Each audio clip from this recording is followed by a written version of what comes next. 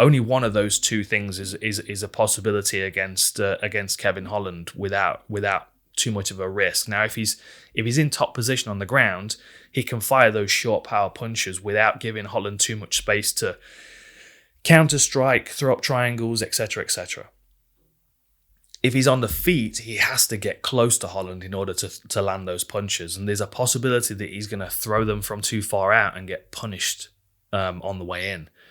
Like, because Holland is so loose and so confident, he's coming off a 5-round fight, which means that the canvas under his feet is going to feel very familiar. And I know it's not been long since Vettori fought, but if you do something one weekend and then you go and do the same thing the next weekend, it feels very comfortable to you. And whether that's 1 or 2 or 3 weekends in between, there's not a long period of time there for him to become,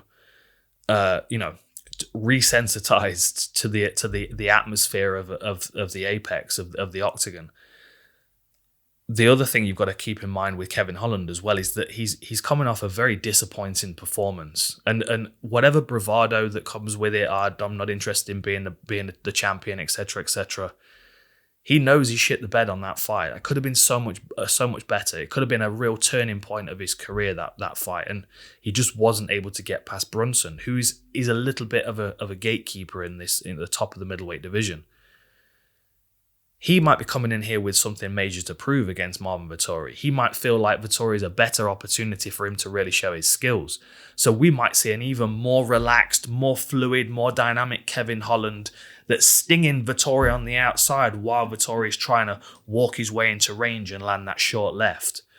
And Vettori's takedowns aren't. He's not a dominant wrestler. He's got good takedowns, but a lot of that is down to his physicality and his power. There, again, opportunities where Kevin Holland can reverse. He can, he's got good balance. He's got long legs, difficult to take down. Once it lands, he's got good butterfly hooks as well, can start elevating.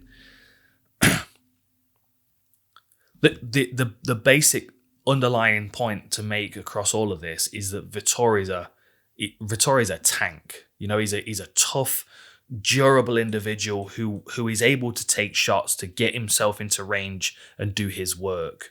But there are no standout parts of his game. There's nothing that he's exceptional at. He's just very good at everything across the board. Kevin Holland, we're still not really quite sure where his potential is, but we know that he's got a flair in the striking game, and that can be real problematic for guys who are already good strikers. He can be difficult to hit. He can punish you from weird angles when you're moving in to try and strike him. And he deals well with guys that have got, that are shorter than him. I mean, there's a serious reach advantage for him in this fight.